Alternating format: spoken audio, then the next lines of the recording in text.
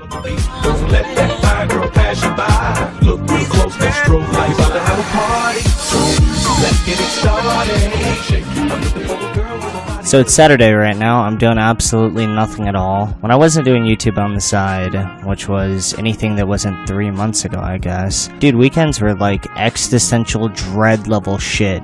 I hated them, bro. I used to sleep 5 hours a day each day of the week, all the way up until Saturday, and the whole idea was I was going to sleep through the weekend. Essentially, I'd wake up for ASX, which is the Australian market opening, and I'd work around that to NSE noon, and the reason why I would work to NSE noon is because I hated trading NSE like market close, and I hated trading after hours. Now, I think the reason why I hated trading after hours was when you're trading in after hours, there's obviously not as much volume as during NSE open or something like that, right? But there's still quite a bit of volume, which can kind of fuck with you. Like when you're trading ASX or in the middle of the night, if you just wanted to chalk it up to that, you know that there's not going to be any volume. So you go into that with that approach. You know that, the bid to ask is going to be super large and stuff like that. The reason why that matters so much is obviously it impacts the price. Take a step back, look around your room, and ask yourself, why are things valued at the prices that you have in your head? And the reason why things are valued at stuff, right? The reason why your iPhone is valued at $600 or your Android is valued at whatever the price is because if you were willing to sell it for $100 underneath that price, there would be a greedy fuck that would be willing to buy that and try to flip it for a better price because you'd be selling underneath it going, the term is value. But on the flip side, if you tried to sell your phone for, let's say, $200 more than whatever you thought the fair price was, it'd be really hard to find someone that would be willing to buy that. And obviously the reason why it'd be hard is because there's already people that are selling your exact same phone for, let's say, $50 above whatever you thought the fair price was. So someone would have to theoretically buy all those phones before they eventually got to your order. Or unless you isolated some fucking idiot that didn't understand what they were doing and didn't understand that there's a better deal somewhere else. Because even if you just fuck this guy really hard and you sold him your phone for $100 million or some shit, the reason why he bought it would still be on paper because he didn't understand that he could get a better deal somewhere else, which essentially is still volume. Dude, you get where I'm going with this. The price of the underline is only the price because of the amount of people that are willing to buy it if it was 1 penny below it, and the amount of people that are willing to sell it if it was 1 penny above it. And there's obviously going to be a gap in between, which is usually the price. But if there isn't that much volume, that gap can be very large, right? If you're buying, let's say you're buying an ounce of weed for $30 or something like that. If you take that ounce of weed and you try to sell it in, let's say, Colorado or Denver, where they have weed shops everywhere and you can just buy recreational weed, it's going to be really hard to flip that. But if you take that to let's say a middle school where a lot of these kids don't have drug dealers and whatnot, you're going to be able to jack the price up a lot because there just isn't enough volume. This is already becoming a fire tangent, I'm not going to lie, but I see this shit all the time. A lot of the times I see people saying how do I make money without taking a risk, right? And I see other idiots be oh, there's always a risk for everything, and it's this huge cop-out.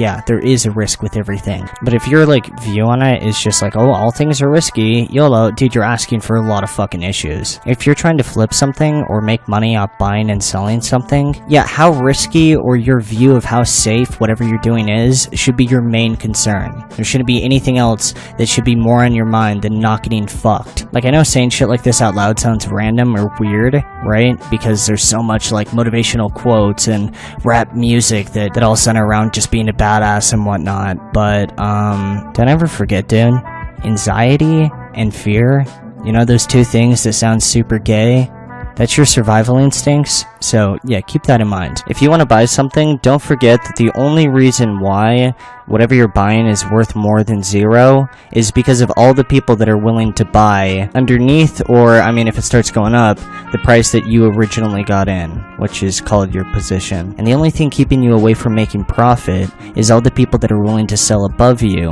Technically, it's called the support and resistance, but this is already just a crazy tangent. I guess if you're like an inspiring drug dealer, this topic might be a little bit useful in the future. I don't know. No funny though, I feel like a lot of people think that stuff like this is just abstract, you know, math or whatever the fuck, not realizing that this is way more applicable to everyone's day-to-day life than they really think. Like, it really does explain like 90% of the planet. The reason why tacos cost this much or a hamburger costs that much is when anyone is trying to sell anything, a market is going to be created around that thing, right? Just by definition.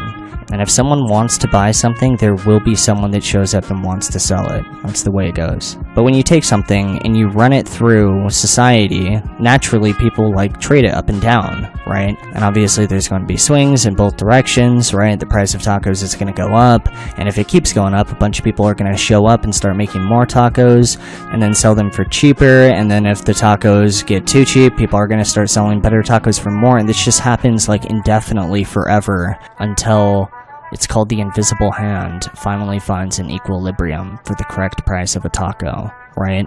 And this is the reason why everything costs the way it does. Anyways, that's how you sell drugs, or that's how you survive. I mean, this is really how the world works, in all honesty. I hope I've inspired at least a few people to start selling drugs. You guys ever take a step back and realize that, like, human civilization is really just barter at the end of the day? Everyone at their core is selling something, right? Even if they're not, like, physically selling something, they're selling an idea. They're trying to pitch you on something, right? And that idea usually benefits them a little bit or whatever the fuck, but that's like life in a nutshell. The government is trying to pitch you that there's something out there to get you, so you keep business with them and let them expand and whatnot. A corporation is trying to keep business with you and is obviously going to try to pitch you that your life is going to be really shit if you don't buy their product, or your life's going to be like amazing if you end up buying their product. You know, it goes both ways. And this is pretty much what civilization is since the beginning of time.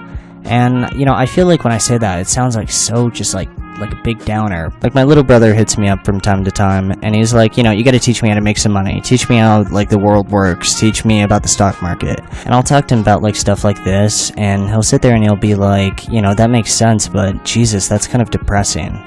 And I just sit there and I'm like, why? When you decide to buy something, especially continuously, it actually usually does improve your life, or else you wouldn't keep buying it. Right? It's really, I don't think the world is out to get you. Like, a lot of people, I feel like, get this idea that everyone's out to get them, when I don't think that that's the truth at all. I think that most people just want to be profitable, and the way that they make money is by giving services or products to people that people actually fuck with. I mean, people might not admit that they fuck with it. I don't think there's that many people that, like, their identity is, like, McDonald's #1 fan or some shit like that.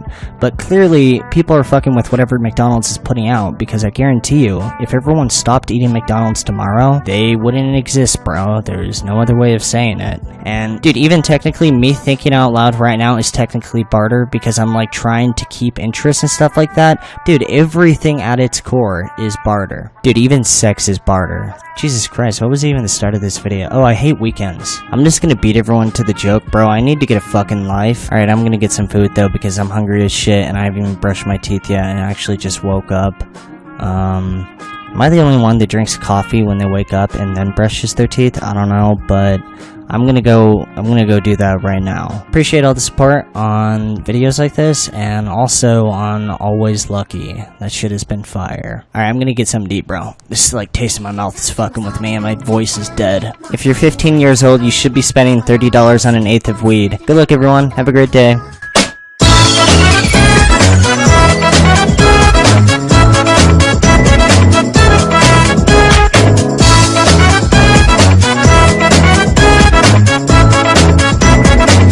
I would love people saying, "Oh, if you come back," I love if you.